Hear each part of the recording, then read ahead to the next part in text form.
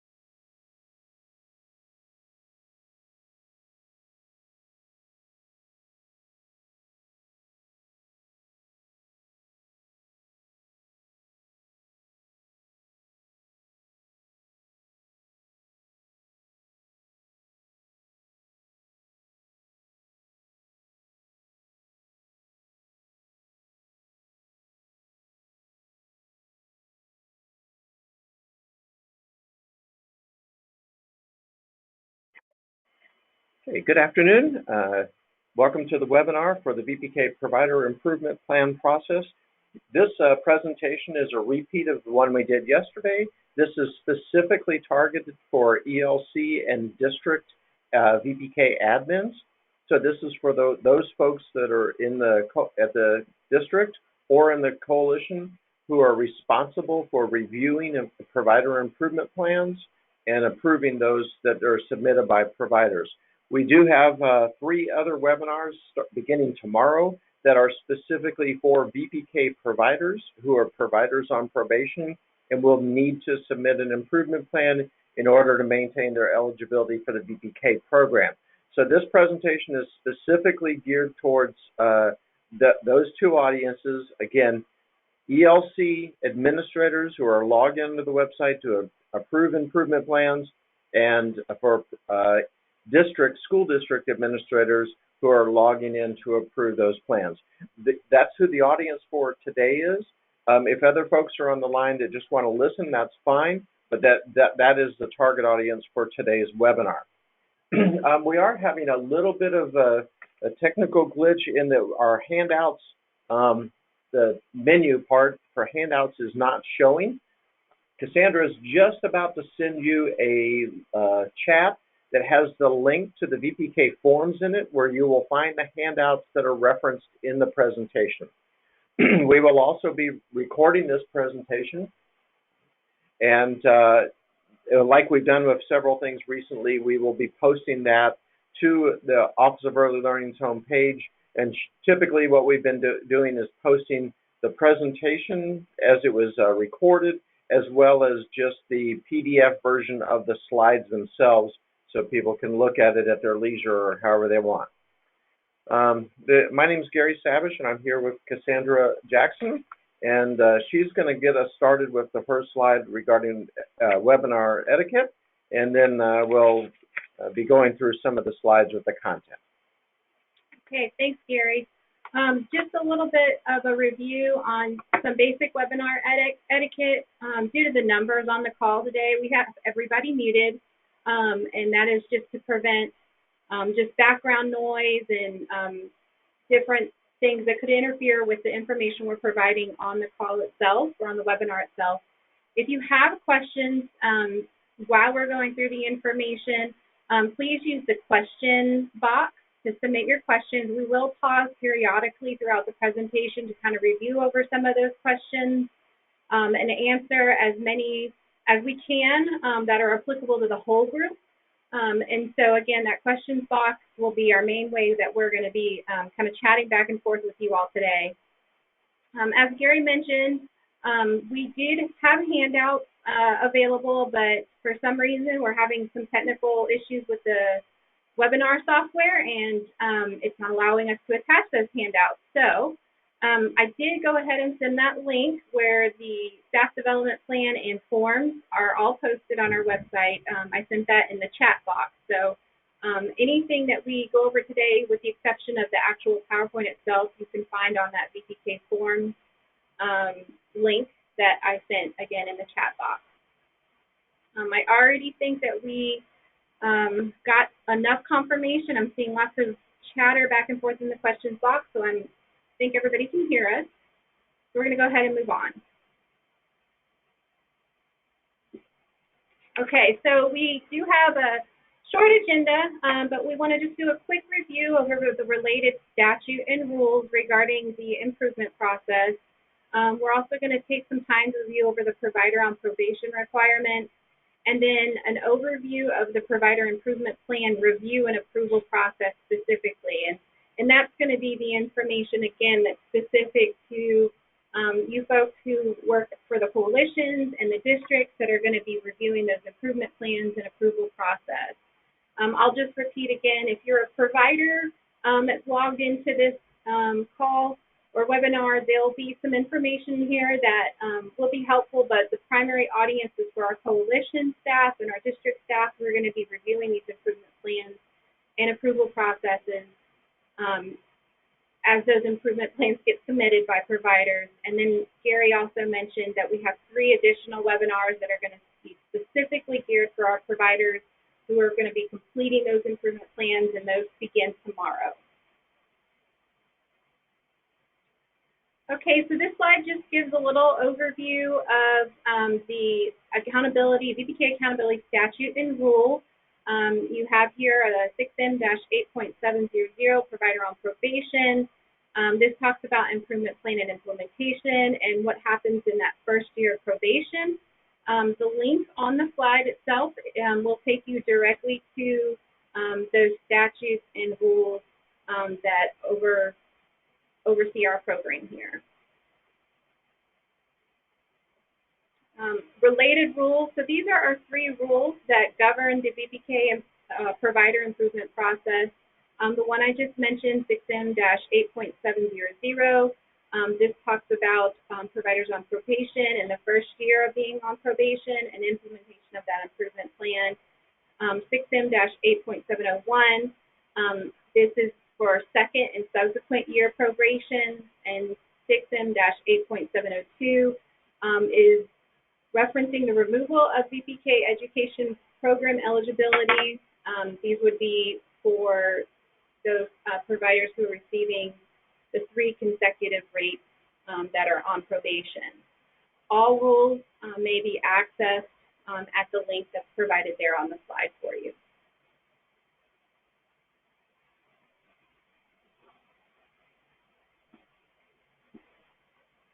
Okay, so just to review, providers on probation, there's 3 main years that we're looking at. When a provider is on probation the first year, they'll be required to submit an improvement plan, and then the coalition districts are overseeing the approval of that improvement plan as well as the implementation. So when providers are also submitting that improvement plan, they are required to select 2 target areas. One of the first target areas, which is mandatory, the provider must purchase and implement a DOE-approved curriculum. or complete the DOE-approved staff development plan for providers on probation. We do have the updated list of approved curriculum in the drop-down menu on the improvement plan, so any titles of curriculum that appear there in the drop-down are from the most updated approved list for VPK providers on probation. And then in just a few minutes, we're going to go through the actual staff development plan and what that all entails. Year 2, if a provider receives 2 consecutive years on probation, they're going to remain on probation from the year prior and be required to submit an annual probation progress report. This is done through the Readiness Rate website in the same place that they would access their improvement plan. Year 3 providers on probation are required to apply for and be granted a good cause exemption in order to continue to offer the VPK program. If they don't apply for it and or are not granted that good cause exemption, they are to be removed from the VPK program for 5 years.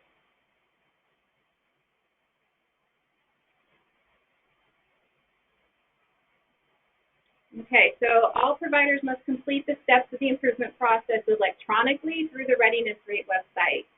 This is the website that hopefully they've been accessing up to this point, vpkrates.floridaearlylearning.com.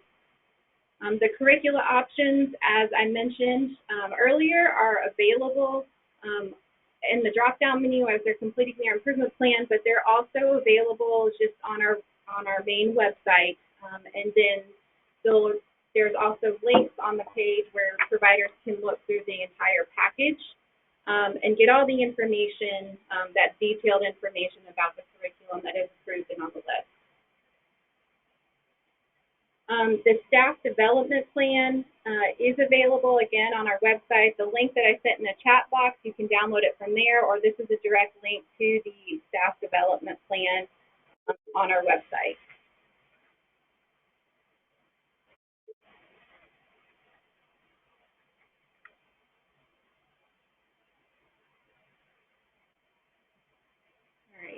So if a provider chooses the staff development plan as part of their improvement plan, there are 3 exhibits to that staff development plan, and we have provided templates for those providers to use.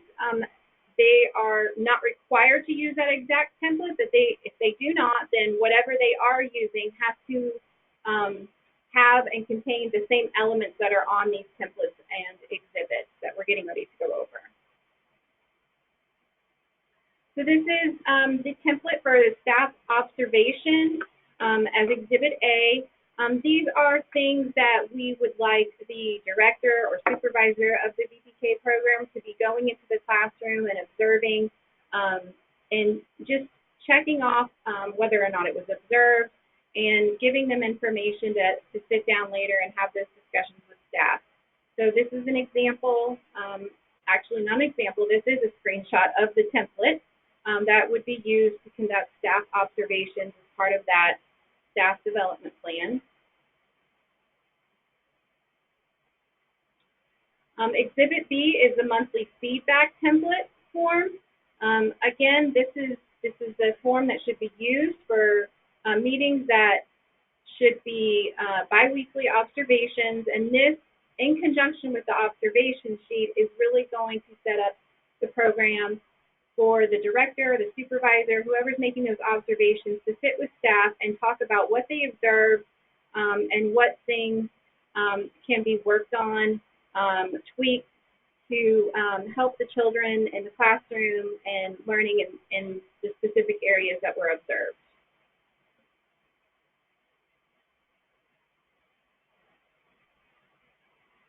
All right.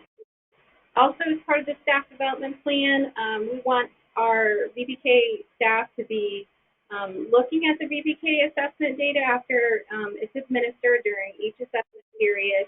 And this template is designed to assist programs with having those discussions about the data, doing the deeper dive. What does the data tell us? What are the implications that we should be taking note of? should we be making changes to our instruction?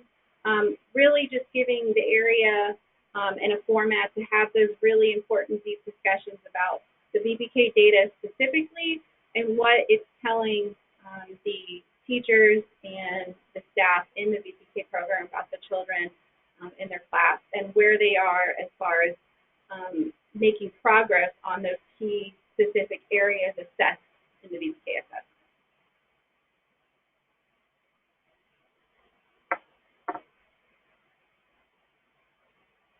All right. So the beginning of the improvement process for providers, now that the rates are final, this first link at the top is where they would access. This is a screenshot of what the provider would actually see when they log in to the website. So the first blue link is the link to their actual report. You'll see the second link is the VPK provider acknowledgement. In this example, you'll see the status shows not started, and that will be the case for any provider that hasn't clicked on that provider acknowledgement to complete that task. Now, part of the improvement process this year is that the providers do have to submit that acknowledgement by March 9th, 2020, and you'll see that date reflected there. It will say yes as a pending task until that step has been completed.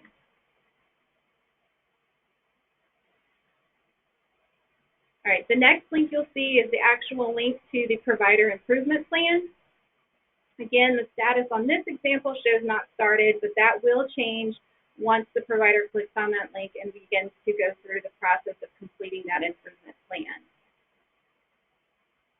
And you'll see the two arrows that just popped up on your screen. The green arrows are pointing to those particular blue links. Those are the steps that the providers need to take and where they need to click on their screen to get access to both the acknowledgement and the improvement plan.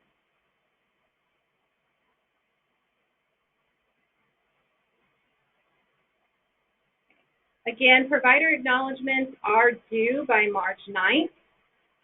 The provider must complete the acknowledgement in order to access the provider improvement plan. So if you have providers that are calling saying, I'm trying to get to the improvement plan, it won't let me click on it, won't let me access to start it, it's likely because they have not completed that provider acknowledgement step. So that's step one. They have to do that first. And again, that is due by March 9th. If they do not complete the provider acknowledgement by March 9th, then they will not be able to complete an improvement plan for the upcoming year. So that is an extremely important date to make sure providers are aware of. Now, the improvement plan itself has to be completed and approved by the coalition and in place for at least 30 days prior to receiving an advance payment and at least 30 days prior to offering VPK instruction for the next program year. So again, that's another important date to make sure providers are aware of that plan has to be approved and in place at least 30 days before they start their VPK program.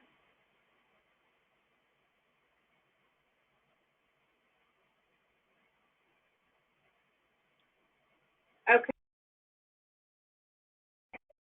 We're just going to pause at this point because I just gave a lot of information. I've seen some questions that have come in.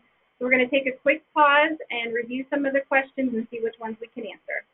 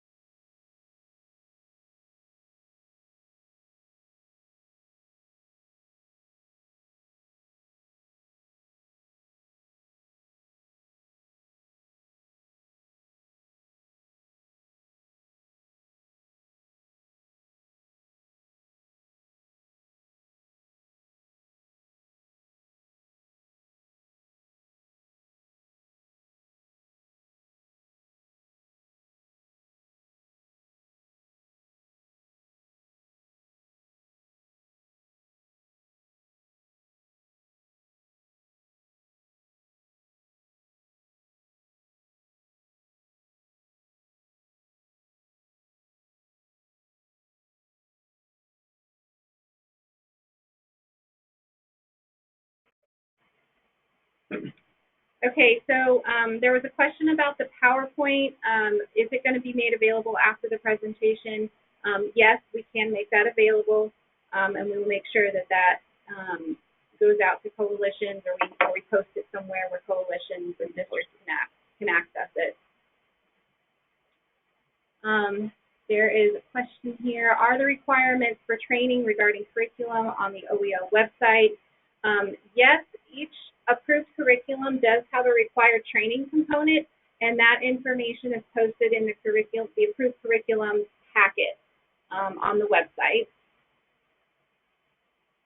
Another question about curriculum: if a VPK provider already owns a listed approved curriculum, may they continue to use that? The answer to that is yes, but it is worth the time to make sure that they have the most recent version. So some of our curriculum on our list, publishers submitted updated versions, and they must have the correct version.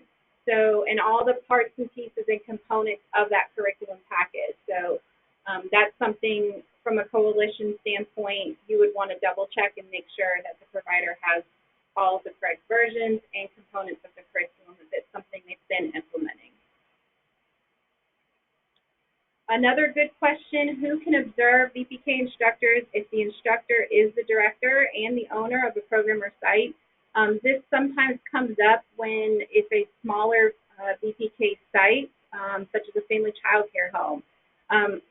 We have recommended previously that if that is the case, that the director reach out to the Early Learning Coalition, and a staff member from the coalition can come out and do those observations with them. Or if they have a colleague, another VPK director that can come out and do those observations for them, that is also acceptable.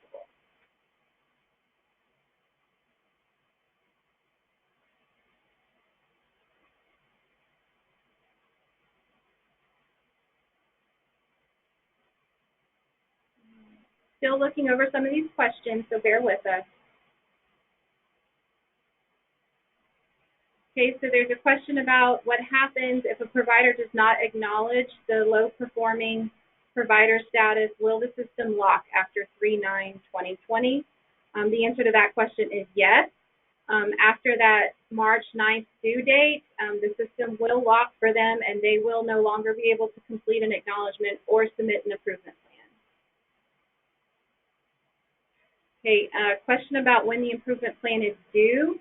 Again, that provider acknowledgement is due March 9th. That is step one. The improvement plan needs to be approved before 30 days before the program start date.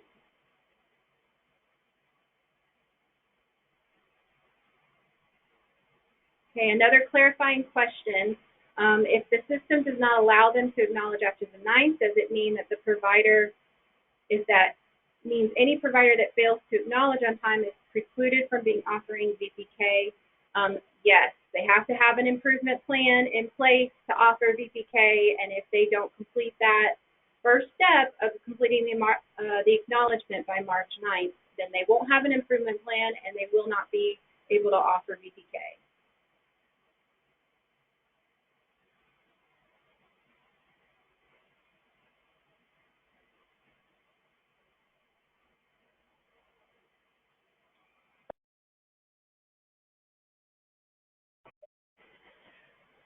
This is Gary. I'll just jump in here. We have a question about for the summer VPK 2020, the plan doesn't have to be completed until 30 days prior to the 2021 program.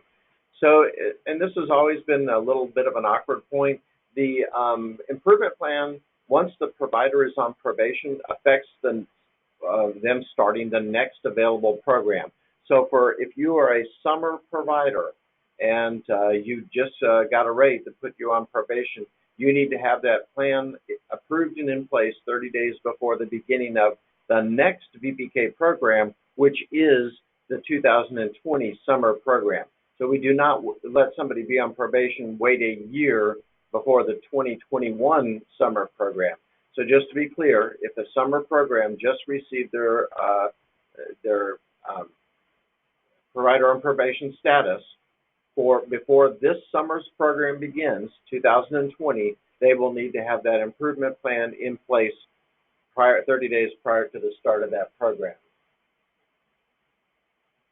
There's a kind of a similar question about being year 3 and asking about good cause exemption. Good cause exemption and improvement plan are completely separate processes. So if somebody has they just hit their 3rd year provider on probation status, they will have to have that good cause exemption approved prior to the beginning of the next VPK program. Okay, we're going to pause for a second.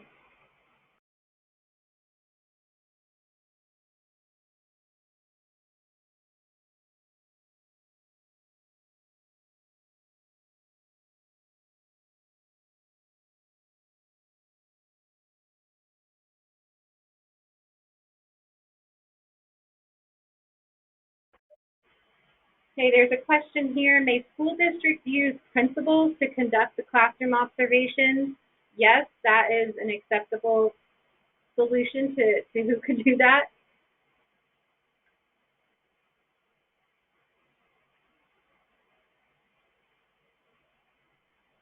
Okay, so this next question is clarifying. If a provider on probation selects an approved curriculum, they do not have to do the staff development plan. Yes, that's correct. It's one or the other. They are required to pick either an improvement plan or a curriculum as their first target area. And I guess just to add on to that, if a provider chose to implement a curriculum and then their second area, they wanted to do the staff development plan in addition, they can do that, but they're only required to do one or the other as the first target area.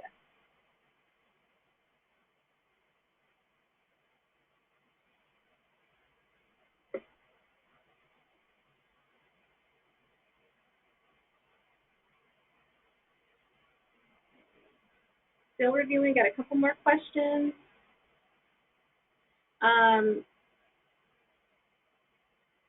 Where's the document explaining which VPK staff would have to complete curriculum training? It's part of the curriculum package document. So if you go to the OEL website and you do the search for the VPK curriculum, each curriculum will be listed there, and if you click on that curriculum title, it'll open up the informational packet that has all the details about the training and the specific information about each curriculum.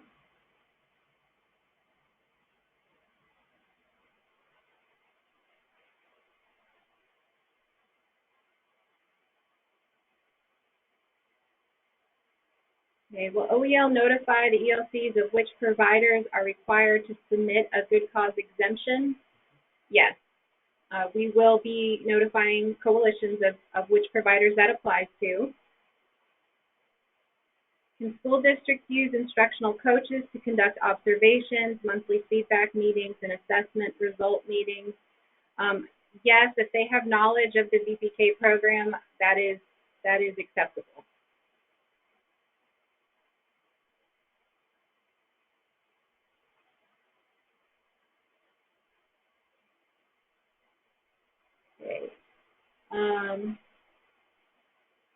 Okay, so some clarification about the target areas. As part of the improvement plan, a provider must complete 2 target areas. One of the 2 target areas has to be implementing the DOE-approved curriculum, one from that list, or implementing the staff development plan. So there's 2 required. But one of those has to be a curriculum or the staff development plan.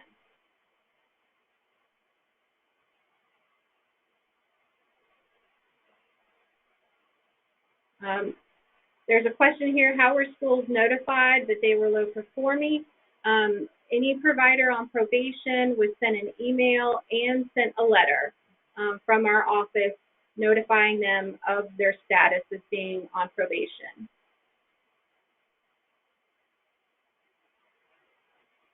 Okay, so there's a question about readiness rates from 16-17 and 17-18. Were those used to determine third-year POP, since these rates did not make them providers on probation at the time? So this is Gary. I'll just jump in here that the 2016-17 and 17-18 readiness rates do not count towards those providers' count of years on probation. So let's just give an example. For instance, if we had somebody that the last time we had readiness rates in 2012-13 that placed them on probation, and that was, let's just say for an example, that was their first year of on probation, that we had 3 years where there were no rates. The 16-17 and 17-18 rates did not count towards probation. If that provider in the 18-19 rates gets a rate below 60, they would be a second year POP. So those intermediate years and the 16-17 and 17-18 where there in fact were rates released do not count towards the number year position for providers on probation. Okay. There is a comment here about the link to the sample lesson plans or activity plans on the staff development plan. That's a really good comment, and I can tell you that the website, our website was updated after that staff development plan was approved and ruled. And so the web link on there is not working. If you want to send us an email to VPK questions, you can do that, and we can definitely send you the link, or you can do a search for VPK activity plans on our webpage, and they will pop right up for you. We're going to pause for just a minute.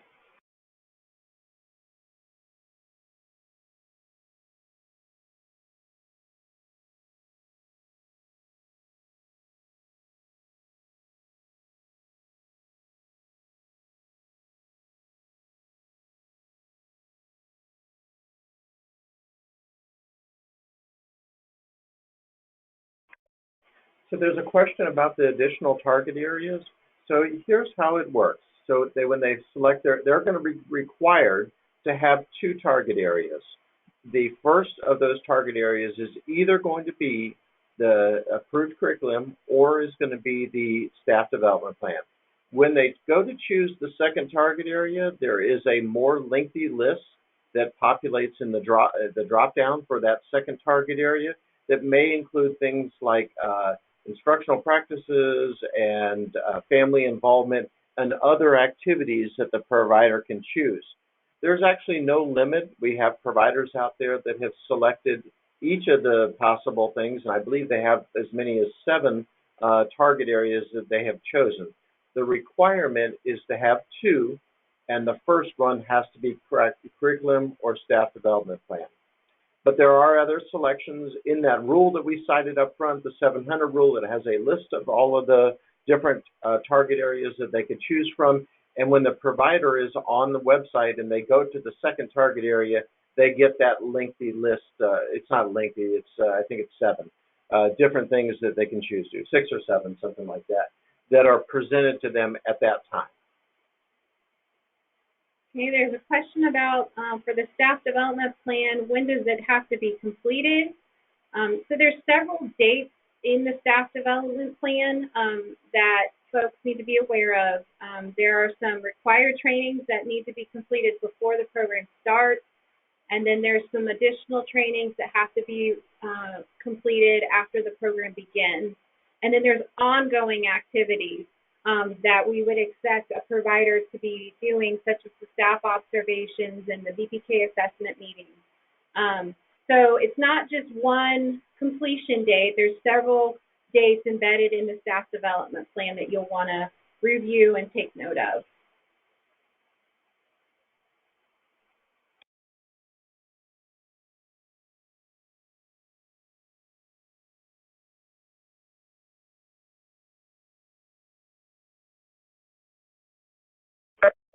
Okay, there are a number of questions out there, and while we always invite folks to participate in our calls, this call is specifically for ELC and district administrators in terms of what to do on the website. There are obviously some questions out there from individual providers, and we're not going to take those up right now. They would be better suited for one of the presentations that's going to be done for providers.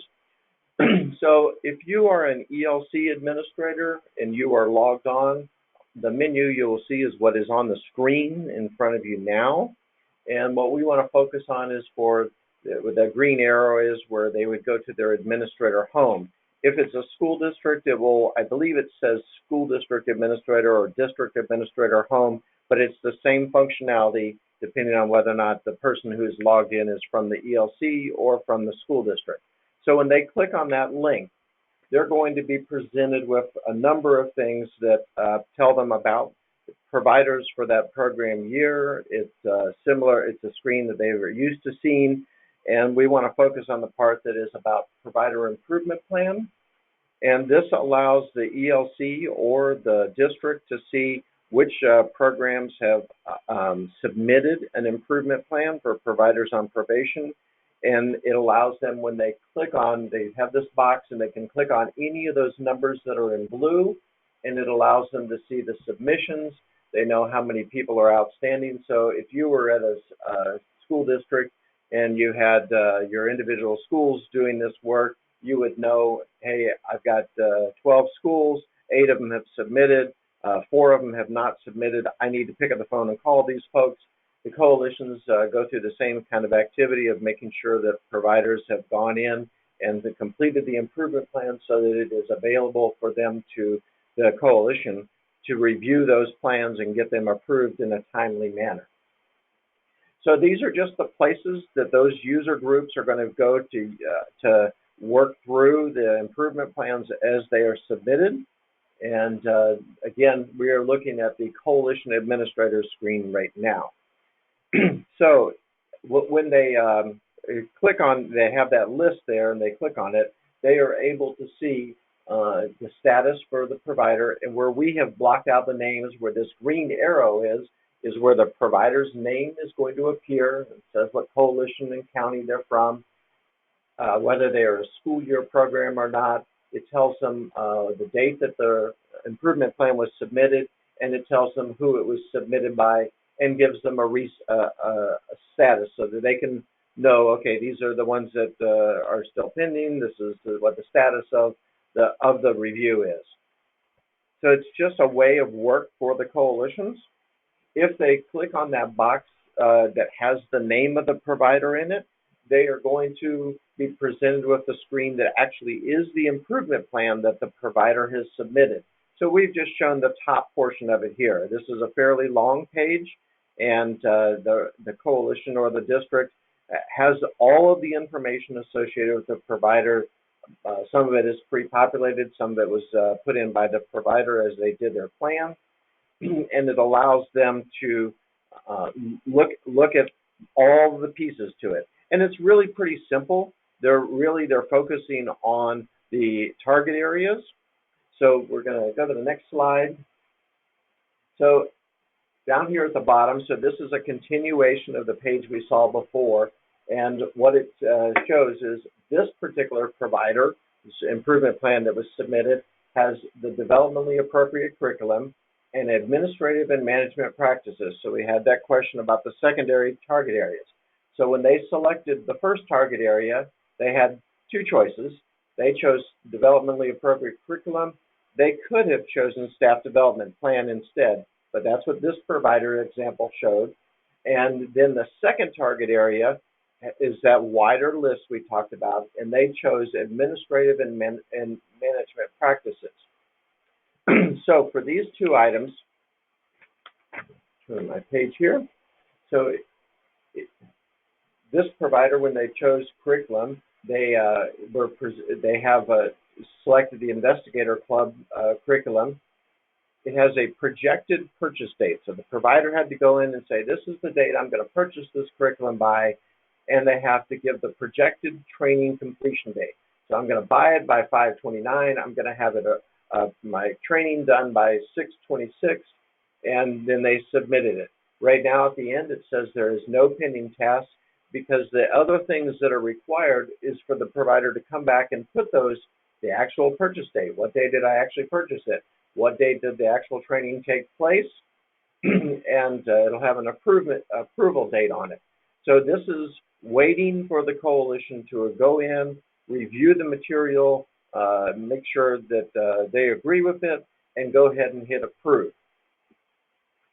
Inside of this, if we were to click on where it says Investigator Club, in the next slide, it would show, and this is really more of the view from the provider, as I had to go in there and use the date picker. I picked my curriculum. I chose those dates that we just saw on the screen below, and that are posted there below. I chose those dates, and again, there's no pending test because it hasn't been approved.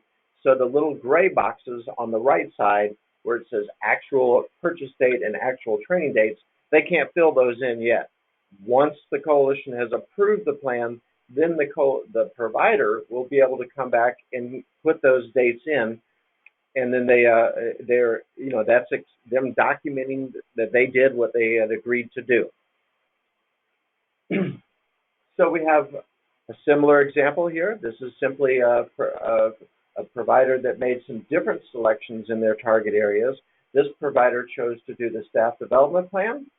There's no pending task right now for it, and they chose to do family involvement as their secondary target area. So this is just another example of what the coalition might see when they go out there. For this one, we do have the target area screens are a little bit different, where they have these the 4 required areas, and the first 3, the first 2 and the last one are those little boxes that expand out, and the provider simply clicks that they acknowledge this is the activity and they need to do, and they say, yes, we're going to do it. If they click on the one for if they click on the one for the staff development training and activities, this is the one that's more interactive, where they will enter, this is my teacher's name for this classroom. These are the trainings that they've already participated in that are required before we can start our program. There are some trainings that are not required until after the program has begun. It may be that the teacher that's in question has already completed those trainings prior, and they simply put the dates that those trainings were done in for each teacher. This is also something that as they move forward in time, the teacher may change, and they have to go in and say, okay, I'm going to take this teacher out because she left employment here and I have a new teacher in, and I'm going to have to keep this updated. So this is the only part of the plan that the provider has to continually keep coming back and updating depending on the changes in their staff that are in those VPK classes. Okay. And this is a screen, and we always want to make sure folks understand this, is that there's a free-form comment field, and the provider can fill this field out at the time that they're submitting their improvement plan. We just always remind providers as well as ELC users that all of the comments in these are traded back and forth. So the ELC can see the provider comments, the provider can see the ELC comments. So we just remind people of that to keep things professional, so that we don't have people making any remarks there that they wish other people didn't have the ability to read. So we always make sure of that. This last slide here that has the box in, this is actually where the coalition will go in. They will either approve or disapprove the plan. They use the date picker to pick the date that it's reviewed, and they give comments. So a lot of times if we see one that's been approved, it just says, thank you for submitting, and your plan that's been approved, and that's it. Other ones, oftentimes if the coalition is disapproving the plan, there may be something that the provider didn't acknowledge or didn't put in their plan that the coalition wants to see. So they may use this as they move forward to say, okay, you submitted your plan, but I need you to go back in and do this before I'm willing to approve it. And this is where they would communicate with the provider about their plan and what the activities are. Also at the bottom, the review activity, where it has the status, and this one says pending. this is, and we have providers that for years that have been on probation, that have multiple years on probation. You will see all of the times where it was approved, then they wanted to make a change. The coalition went in and disapproved it so the provider could go in and make a change. Or perhaps the coalition said, I need you to go make a change. Last year you did the family involvement activity, and we don't think that was helpful to you, so we want you to go pick a different activity, and the coalition can do that.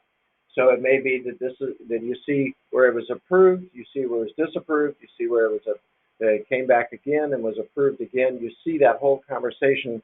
It's recorded in the website for each improvement plan. Okay, so I think we're going to pause here and take a look at our question box. So give us just a second to get our question box up in front of us and take a look at it.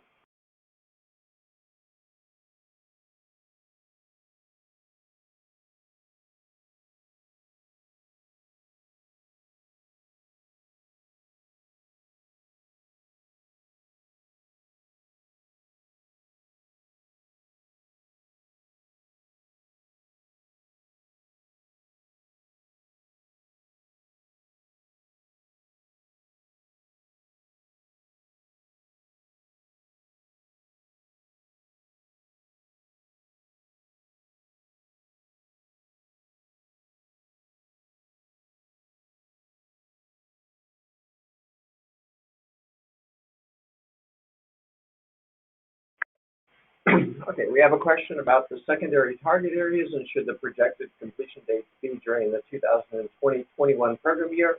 Well, that would depend on the improvement plan. It could be, I would say that it should be during the time period that it is for the program that is next coming up. So we might have a summer program. We would expect target area number 2 to be within that time frame of the summer program. If this is for a provider that's a school year program and the plan will be implemented during the 2021 program year, then yes, it would be during that program year.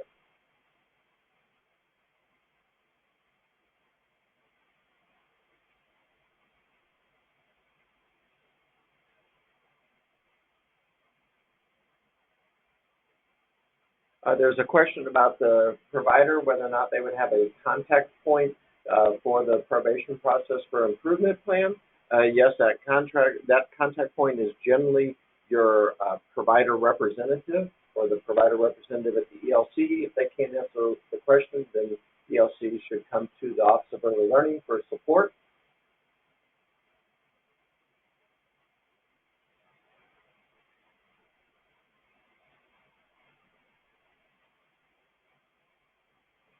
We're going to pause again.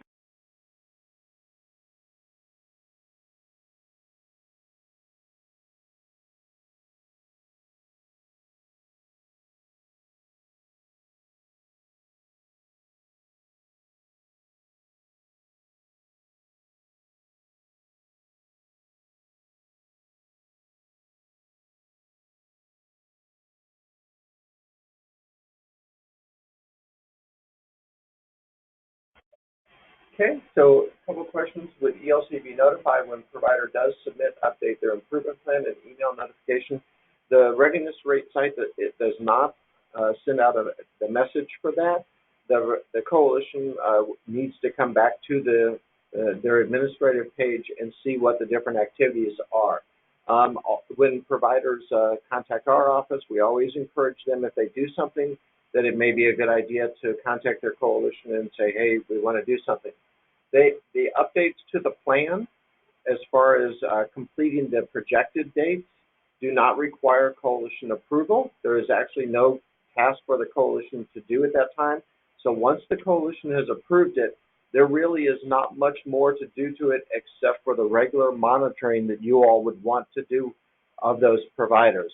But there are no activities after approval. Now, the provider, if they want to modify their plan, they're going to have to contact the coalition and ask to have that plan rejected so that the provider can make modifications to it. Okay, there's a question that's asking, do all staff in the VPA classroom have to take the required training for the PD plan or just the lead VPK teacher? It is the VPK director, the VPK lead teacher, and the VPK assistant teacher, if there is one. So all VPK staff have to complete the VPK staff development plan training.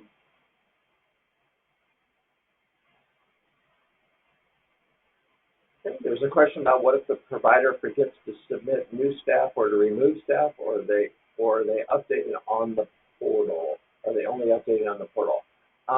So within the improvement plan itself, that is a responsibility of the provider. So if the coalition goes to do monitoring and they find out that the provider, 3 of their staff have left and they have new replacements and they have not put them into the plan, then the coalition would have a finding on that. And my guess is they would either resolve it there or go ahead and put them on corrective action plan and determine what the best course of action is on that. Okay. So there's somebody's asking again to clarify about 16-17 and 17-18. So again, for 16-17 VPK program year and for 17-18 VPK program year, we did release readiness rates. Those readiness rates only had one effect, and that was to remove providers that were existing providers on probation from a probationary status. They have no other effect, and they do not count for a provider today that is on probation towards the number of years of probation that we are looking at. So those 2 years, the only effect that they had when they were released was to release a provider from a probationary status. So what we have been doing is posting both the PowerPoint itself as well as the webinar to the OEL website and getting that posted up there after these presentations for you all to see.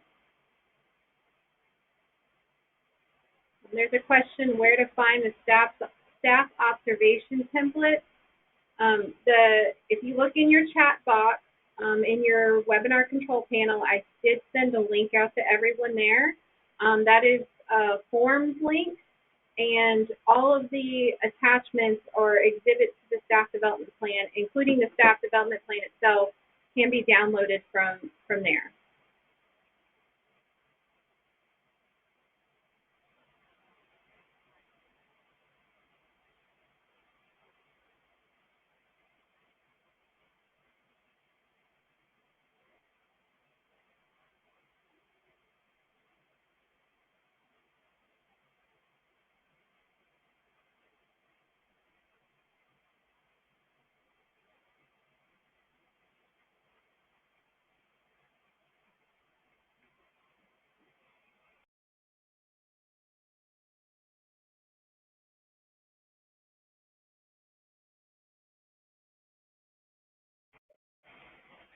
There's a question here. In a public school, would it require the principal to complete the VPK trainings in the professional development plan?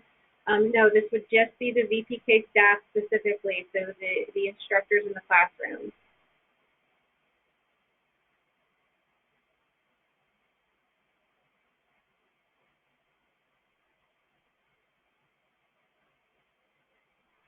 We're going to pause a final time.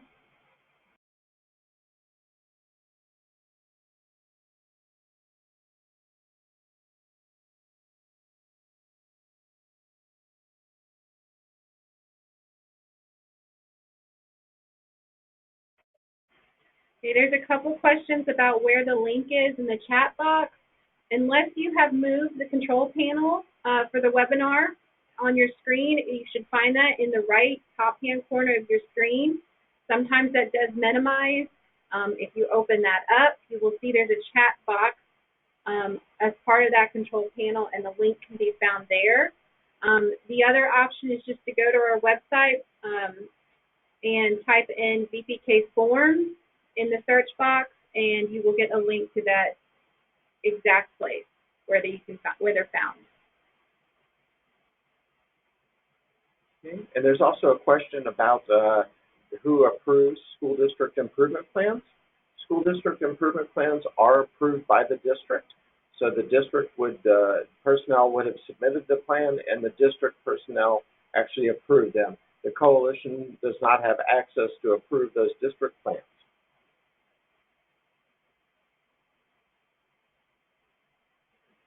Okay, so the last screen we have up here on our presentation is really just the informational page, and I think this is really good for folks to guide people to. So for our coalition and folks particularly, you know, providers can get a lot of information if they go to the information we've directed to on this page. This is really just one click away from, if you're at the Office of Early Learning's homepage, and in that purple menu bar across the top, you click on VPK, this is the page you'll get to. So there's a lot of information for providers. Of course, there's information for coalitions as well, but guiding folks to know where to go find things. So if somebody's interested in the improvement plan, there's topics for here. Underneath that topic for assessments and flickers is where we have posted some of the webinars. I believe this webinar will be posted under the topic VPK Provider Improvement. That is the third from the bottom, is where we're going to post this presentation, as well as the recording of the webinar itself. We will also have additional webinars that will be posted as well. So we're going to take one glance look at to see if there's anything for the good of the order. Again, I apologize for some of the questions that we did not get to, and we are trying to keep our focus on, you know, the topic at hand for ELCs and school districts. But at any rate, we want to thank everyone for taking part of their day to join us, and I'm sure we'll be talking to you soon on another call. Thank you.